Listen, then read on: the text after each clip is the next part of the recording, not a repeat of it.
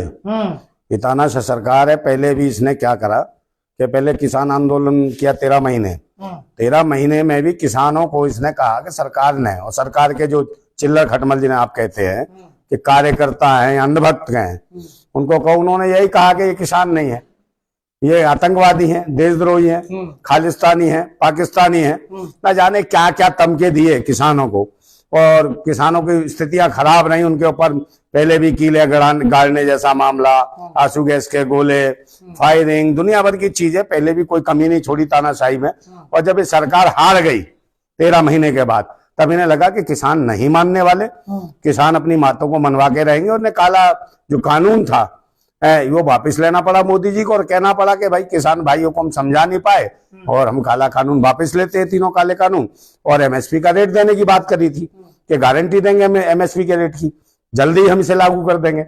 मगर ये स्थिति आई कि 2 साल होने को आ गए और एमएसपी का रेट जो लागू नहीं किया इन्होंने। सरकार से बातचीत तो हो रही है ना? बातचीत देखिए, बातचीत ऐसे नहीं होती, जबकि पहले ही किसानों ने कह दिया था, अल्टीमेटम दे दिया था कि हम जो है 14 तारीख से हम कहीं ना कहीं आंदोलन करने जा रहे हैं सरकार के खिलाफ अपने एमएसपी के रेट को लेके। तो भाई जब तक तो किसी ने कोई बात नहीं करी, जैसे ही किसान आए तब से कहने लगे आओ बैठ लो, बात कर लो, ये कर लो। और एक तरफ दूसरी एक ऐसी फोर्स छोड़ रखी है जो इन्हें गालियां दे रही है किसानों को, चाहे वो मेन स्ट्रीम मीडिया हो, गुलाम मीडिया हो, वो उन्हें गालियां दे रही है, कह रही है भाई ये तो किसान है ही नहीं, ये तो आतंकवादी है, ये तो पंजाब है, तो पंजाब क्या देश से बाहर है? पंजाब वाले विरोध कर रहे हैं, पश्चिमी उत्तर प्रदेश वाले विरोध कर रहे हैं। मतलब कहीं का भी आदमी अगर विरोध कर रहा है, अपने आंदोलन कर रहा है, तो देश का नहीं है। किसी के साथ भी हो जाता तो देश का नहीं है वो। मतलब पूरा देश इकट्ठा हो एक ही चीज पे, किसी एक महिला का बलात्कार हुआ, पूरा देश आएगा तब मानेंगे कि बलात्कार हो गया, वरना एक महिला न्याय के लिए उठेगी मेरे साथ ये हो गया, उसका विश्वास नहीं मानेंगे। क्योंकि ये लोग तानाशाह लोग हैं, और जिस प्रकार की तानाशाही दिखाई है इन्होंने कि अपने देश में ही जिस ड्रोन को लाए थे किसानों की फसल के लिए, कीटनाशक दवाओं के लिए, कि ये ड्रोन उसके लिए काम करेगा, मैंने तो मुझे लगता है कीटाणु किसानों को ही समझ लिया, उन्हीं के ऊपर फेंक रहे हैं। हाँ, कीटाणु, हाँ, किसानों को कीटाणु समझ लिया, उन्हीं के ऊपर इसी ड्रोन से फेंक रहे हैं, वो आंसू गैस के गोले, बम फम पता नहीं क्या क्या फेंक रहे हैं। तो ये स्थिति है जो पंजाब में इमरजेंसी जैसे हालात है, इमरजेंसी जैसे हालात है। हाँ। मतलब बेकाबू हो रही है भीड़, बॉर्डर पे पूरा लगा दिया गया है, क्रेन लगा दिया गया है, क्रेन से तोड़ने के लिए वो चाहते हैं दिल्ली कूच करें, लेकिन मौका नहीं मिल रहा है। भाई दिल्ली तो आएंगे, मौका क्यों नहीं मिल रहा? आएंगे दिल्ली। हाँ। और पूरी शिद्दत और ताकत के साथ आ रहे हैं, क्योंकि भाई अधिकार चाहिए। हाँ। वो कोई भाई ये थोड़ी आए कि सरकार से लड़ना चाहते हैं, कुछ है, सरकार एमएसपी का रेट मान ले, गारंटी दे दे, वो बेचारे वापिस चले जाएंगे, उन्हें दिल्ली जाने की भी आवश्यकता नहीं है, ना दिल्ली आना चाहते हो। तो मोदी जी हमें एमएसपी का रेट दे, गारंटी दे, बिल बना दे कानून तुरंत ऑल इंडिया स्तर पे। हाई कोर्ट कह रहा है कि दिल्ली जाए, कोई मना थोड़ी कर रहा है, लेकिन आप ट्रैक्टर, क्रेन, क्या क्या लेके जा रहे हैं बड़े बड़े। हाँ, तो लेके नहीं जाएंगे, तो लेके नहीं जाएंगे। हाई कोर्ट ये भी तो क्या कीले को गाड़े, क्यों ये ड्रोन फेंक रहे हैं, क्यों बम फेंक रहे हैं? ट्रैक्टर लेके आप दिल्ली आए तो आएंगे नहीं ट्रैक्टर, कैसे आएंगे भाई? है भारत से आइए, ट्रेन से आइए। कौन कह रहा? सुप्रीम कोर्ट नहीं, हाई कोर्ट कह रहा है। हाई कोर्ट कह रहा है पैदल चलाकर, भाई बिना चप्पल जूता क्यों पहनता है? मत पहना कर, नंगे पैर घूम, गाड़ी से क्यों आता है हाई कोर्ट वाला जज है? मतलब तुम जज बनो, तुम कपड़े पहन के, किसान की स्थिति है कि ट्रैक्टर ना चलाए, तुम कारों में आओ, मर्सिडीज कारों में आओ। समझे, देश के नेता है जो भीख मांगे थे, 35-35 साल भीख मांगे, वो हवाई जहाज से उड़े, वो तुम्हें मंजूर है? मगर किसान अगर ट्रैक्टर से खेती बाड़ी करता है, क्या ट्रैक्टर से कहीं ना कहीं किसान खेती जोतता है, तो कहीं ना कहीं उसका आने जाने का जो व्यवस्था का साधन है, जो संसाधन है, उन्हें आने जाने का स्रोत ही ये ट्रैक्टर है। चाहे ट्रॉली हो चाहे ट्रैक्टर, तो उसी के माध्यम से आएंगे। और जिससे भी आएंगे तो पैदल थोड़ी आएगा किसान कि तुम्हारे हिसाब से चलेगा कि चप्पल नहीं पहने, जूता नहीं पहने, ये कपड़े नहीं पहने, कि जीन्स नहीं पहने, कि सर्दी है तो कोट पैंट कहां से आ गया इसके बाद, ये तो नंगा। तो किसान की दुर्दशा करने के लिए तुम बैठे हो कि वो लंगोटी में आए। तो भाई ये लंगोटी में कोई नागा बाबा थोड़ी है, तो किसान है, अपने आंदोलन को लेके आ रहे हैं, अपनी मांग को लेके आ रहे हैं। एमएसपी का रेट चाहिए ना, लागत मेहनत का उचित दाम चाहिए, और जिसका ये कानून बनवाना चाहते कानून बनाए सरकार। तो और गारंटी तो दे रहे हैं कि 5 फसलों पे ले लीजिए बस, तैयार। तो 5 फसलों पे बोले तुम कौन हो? तुम बाप हो इस देश के? कृषि मंत्री क्या है? कृषि मंत्री क्या है? कृषि मंत्री क्या है? बाप है किस देश का? है देश के जो अधिकार है हमारे, जो लोकतंत्र है, वो सभी को अपनी आजादी देता है कि भाई 5 तुम्हारा क्या मतलब है? जितनी फसलों पे नुकसान होता है सब पे लेंगे, 5 पे क्यों लेंगे भाई? आपका क्या मतलब है? और इससे कह दो कृषि मंत्री से भाई ये 5 अनाज है, इसके अलावा तू खाएगा नहीं, बाकी मत खाइए बिल्कुल। अच्छा नहीं खाएगा। हाँ 5 ही अनाज देंगे इसको, कृषि मंत्री को जीवन भर 5 अनाज के अलावा कुछ नहीं खाएगा। 5 साल तक। 5 साल तक बिल्कुल नहीं खाएगा। हाँ। दे दे, सारी पूरी गवर्नमेंट नहीं खाएगी, और जिसने खा लिया मुंह को दांत तोड़ दिए जाएंगे उसके, समझे नहीं, जुबान बाहर निकाल ली जाएगी। तो ये काम करते हैं भाई। जब एमएसपी का रेट, खेती किसानी कर रहे हैं, हर चीज उपजाऊ कर रहे हैं, तो सब पे बराबर एमएसपी का रेट चाहिए। जितनी मेहनत करता है, लागत निकलती है उसकी, उस हिसाब से उसे प्रॉफिट चाहिए।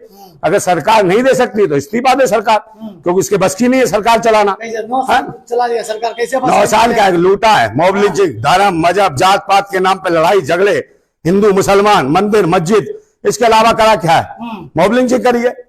गाय गंगा के नाम पे लड़वाया, गोबर खिलाया ना, तो मैं कह तो रहा हूँ यार, एक बात बताओ, अंधभक्त खाते हैं गोबर, तो उन्हीं को तो कह रहा हूँ, कोई तो समर्थन कर रहे हैं कि किसान नहीं है भाई। किसान ने तो मैं कह तो रहा हूं कि भाई जो आदमी देश का अनाज खाता है, सब्जियां खाता है, फल खाता है, साग खाता है, दूध पीता है, वो किसानों का समर्थन करे। और जो गोबर खाता है और जो मूत पीता है, वो सरकार के समर्थन में चला जाए। हमें कोई परवाह नहीं है इस बात की, खूब चला जाए और गोबर खाओ तुम। सरकार जो बैठी है ना, गोबर भक्त गोबर खाए।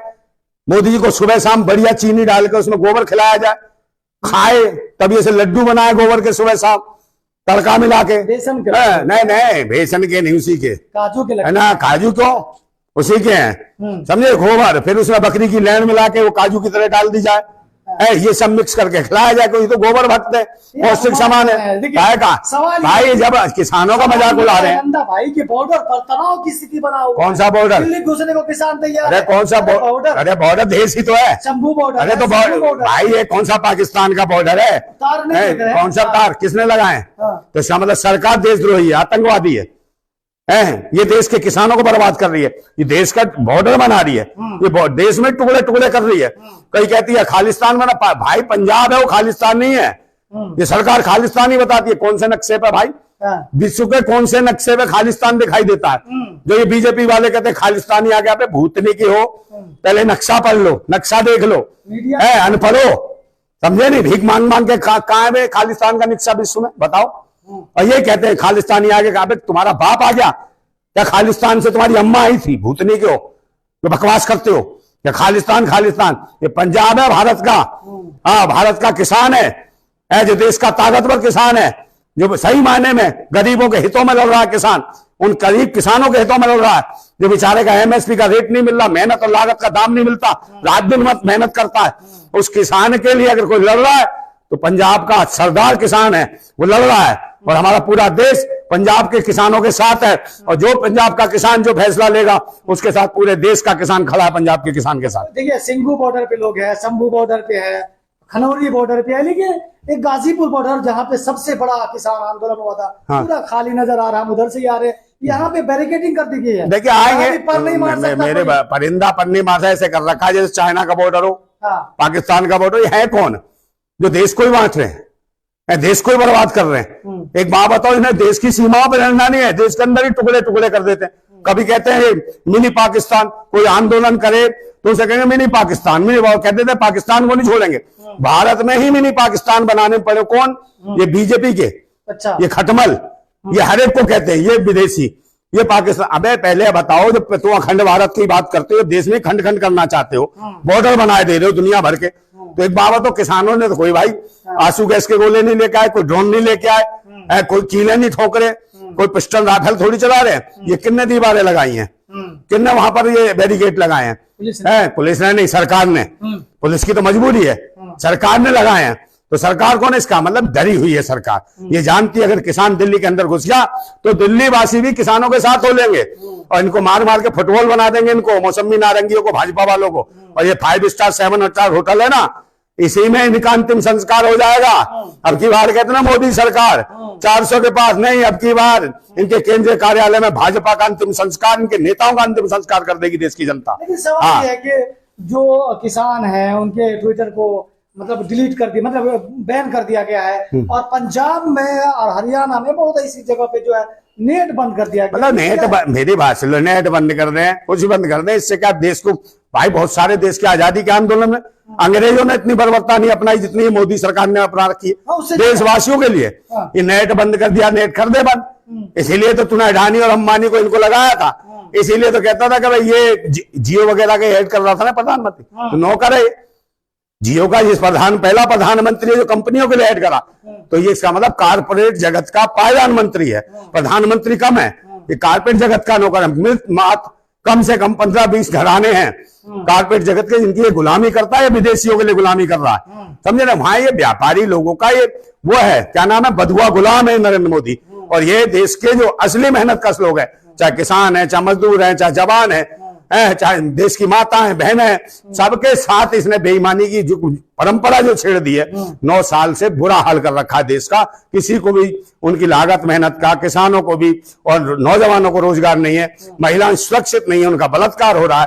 पहले कहते थे भाई मुस्लिम महिलाओं के साथ कराया इन्होंने, वहां इनका गृह मंत्री करता भाई लेटर लिखता है, बलात्कारियों को छुड़वाने के लिए कहता है, और जो बलात्कारी उन्हें कहता संस्कारी इनको छोड़ दो, चले इनके रेप में इन्हें डिग्रियां प्राप्त है, रेप करते बड़े आराम से, 11-11 लोग भैंसी दरिंदे रेप कर देते हैं, उनको छुड़वाने का काम, मेरी बात सुन लीजिए, उनको छुड़वाने का काम गृह मंत्री करता है जो बलात्कारियों को। तो एक बात बताइए, कौन बैठे हैं, कौन देश के ऊपर बैठे हैं ये बलात्कारियों के हितैषी, कौन बैठे हैं देश के ऊपर जो किसानों के हत्यारे हैं। इन्होंने हत्याएं करी, 850 किसानों की हत्यारी है भाजपा सरकार, नरेंद्र मोदी समझे गृह मंत्री, ये सब भाजपा सरकार 850 किसानों का कत्ल कर चुकी है।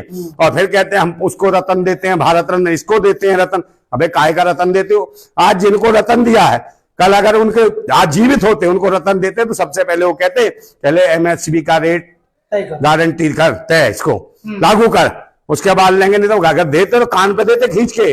अगर आज जिंदा होते, चाहे स्वामीनाथन होते, चाहे चौधरी चरण सिंह होते। आज जरूरत है पूरे देशवासियों को एकजुट होने की। पंजाब के किसानों के साथ दूसरे नंबर, ये माहौल जितना गर्माया जा रहा ना, ये जो करा जा रहा बॉर्डर और ये जो सीमाएं बना जा रही हैं, ये खालिस्तान की सीमा बना रहे हैं भाई। पाकिस्तान से लड़ाई नहीं है, किसी से खियाना से नहीं है, पंजाब के किसान आ रहे हैं, तो खालिस्तानी जबरदस्ती बनाया जा रहा है और ये बताया जा रहा है कि ये चाहते हैं कि ईवीएम के खिलाफ भी जो बुलंद कर रखा है किसानों ने मुद्दा, वो भी डाउन हो जाए। मेन मकसद है सभी देशवासियों को कि ईवीएम के खिलाफ आप आंदोलन करो। किसान आंदोलन के साथ पूरा देश है, पर ईवीएम के साथ भी एक नारा बुलंद होना चाहिए हर आंदोलन के साथ कि ईवीएम हटाओ, देश बचाओ। अगर ईवीएम हट गई तो समझ लीजिए बैलेट पेपर पर चुनाव होता है तो देख लेना, जैसे एक तानाशाह शासक था हिटलर, उसने आत्महत्या करी थी, हमारे देश का तानाशाह शासक जो झुटलर है ये भी आत्महत्या कर लेगा अगर बैलेट पेपर पर चुनाव होता है। इसलिए मैं कहता हूं बैलेट पेपर पर चुनाव कराओ। जिंदाबाद था भारत, जिंदाबाद है भारत, जिंदाबाद रहेगा, जिंदाबाद किसान, जिंदाबाद।